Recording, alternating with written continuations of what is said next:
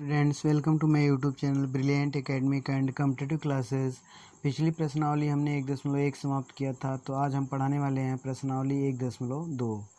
तो पहला प्रश्न देखते हैं। नीचे दिए गए कथन सत्य हैं या असत्य, कारण के साथ अपने उत्तर दीजिए। ठीक, तो पहले प्रश्न का पहला पार्ट है, प्रत्येक अपरिमेय संख्या एक वास्तविक संख्या होती है। ठीक, देखिए, क्या प्रत्येक अपरिमेय संख्या एक वास्तविक संख्या होती है? ये सत्य है। कैसे? देखिए, वास्तविक संख्या क्या होती है? परिमेय संख्या और अपरिमेय संख्याओं को मिलकर ही वास्तविक संख्या बनती हैं। प्रत्येक संख्या परिमेय संख्या और अपरिमेय संख्याओं को मिलाकर ही वास्तविक संख्याएं बनती हैं। तो प्रत्येक अपरिमेय संख्या, कोई भी अपरिमेय संख्या रहेगी, वास्तविक संख्या तो कहलाएगी। तो इस प्रकार जो फर्स्ट क्या होगा आपका, सत्य होगा। ठीक ना। तो आते हैं सेकंड पे। देखिए क्या दिया गया है कि संख्या रेखा का प्रत्येक बिंदु कड़ी में यम के रूप का होता है, जहां यम एक प्राकृतिक संख्या होती है। ये क्या है? असत्य है। और कैसे असत्य है बताया जा रहा है। देखिए, संख्या रेखा का, देख रहे हैं, संख्या रेखा का प्रत्येक बिंदु कड़ी में यम के रूप का होता है, ये दिया गया है। और यम क्या है? यहाँ पर प्राकृतिक संख्या है। तो प्राकृतिक संख्या कोई भी ले लें, जैसे हम 9 ले लेते हैं। 9 क्या है? इसका वर्गमूल अब पाएंगे क्या होगा, -3 और 3 होगा। ठीक, जानते हैं 9 का वर्गमूल क्या होता है, -3 और 3। इसको ऐसे भी लिख सकते हैं, -3 और +3 और -3। ठीक, तो ये है, ये संख्या रेखा पे लाई कर रहा है। ठीक, और 9 क्या है? प्राकृतिक संख्या है। लेकिन यम यहाँ पे क्या हो गया, यम यहाँ पे हमको 9 मिल गया। ठीक, लेकिन क्या संख्या रेखा पे -2 भी होता है? ठीक, तो क्या ऐसी कोई संख्या है या ऐसा कोई यम है जिसके लिए हमें -2 मिले या -4 मिले या -3 मिले? यहाँ पे ये संभव नहीं है। संख्या रेखा पे नकारात्मक संख्याएं या ऋणात्मक संख्याएं भी होती हैं। तो ऐसे किसी भी यम के लिए हमें -2 नहीं प्राप्त होगा। ठीक ना। तो ये हम कह सकते हैं कि ये क्या होगा, असत्य है। ठीक, यम यहाँ पे ऐसा कोई भी नेचुरल नंबर नहीं होगा जब हमें क्या मिले, -2 मिले। ठीक, तो यम ऐसा कोई भी प्राकृतिक संख्या संभव नहीं है, इसलिए क्या होगा, असत्य हो जाएगा, असत्य। ठीक, अब आते हैं थर्ड पे। थर्ड में देखिए, प्रत्येक वास्तविक संख्या एक अपरिमेय संख्या होती है।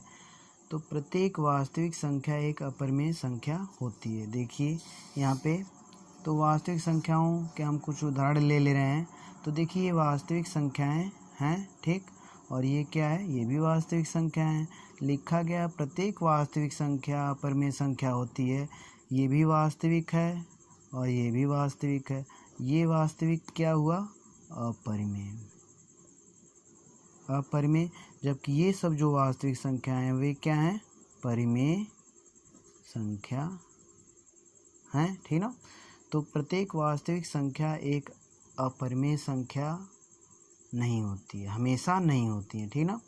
तो वास्तविक संख्याएं तो परिमेय भी होती हैं, अपरिमेय भी होती हैं। लेकिन इसमें क्या कहा गया है, ये कहा गया है कि सभी वास्तविक संख्या या प्रत्येक वास्तविक संख्या एक अपरिमेय संख्या होती है। ये क्या है, गलत है। ठीक, आप देख पा रहे हैं, ये भी वास्तविक संख्या, ये भी वास्तविक संख्या, ये अपरिमेय है। लेकिन प्रत्येक तो नहीं ना होगा, ये भी कुछ ऐसी वास्तविक संख्याएं हैं जो कि क्या है, परिमेय हैं। तो ये क्या हो जाएगा, असत्य, असत्य। ठीक, अब आते हैं नेक्स्ट क्वेश्चन पे।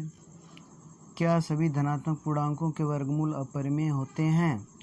तो सभी धनात्मक पूर्णांकों के वर्गमूल अपरिमेय नहीं होते हैं। आप जान लीजिए इसको।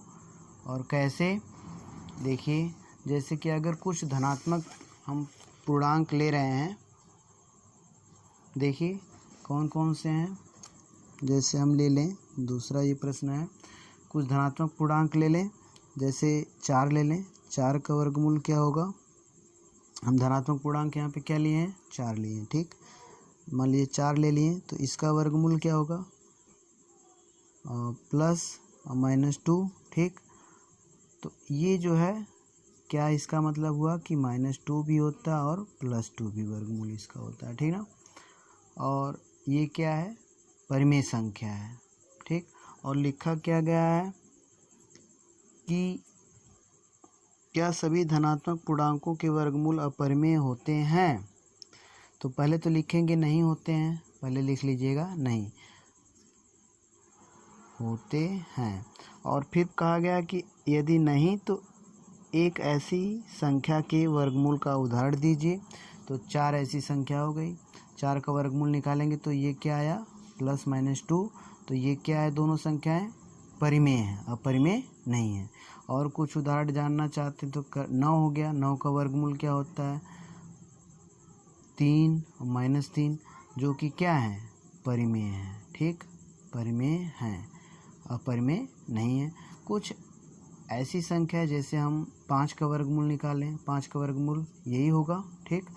तो ये करड़ी में 5 हो गया, ये अपरिमेय है, अपरिमेय।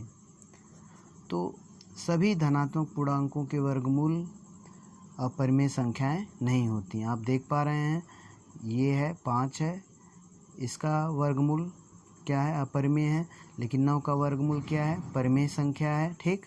और 4 का वर्गमूल क्या है परिमेय संख्या है, 16 का परिमेय होगा, 25 का परिमेय होगा, 49 का परिमेय होगा। तो ये आपका सेकंड क्वेश्चन समाप्त हुआ। आशा करते हैं वीडियो आपको पसंद आई होगी, और अगली वीडियो के लिए आप शेयर, सब्सक्राइब और लाइक करें। Thank you for watching my videos.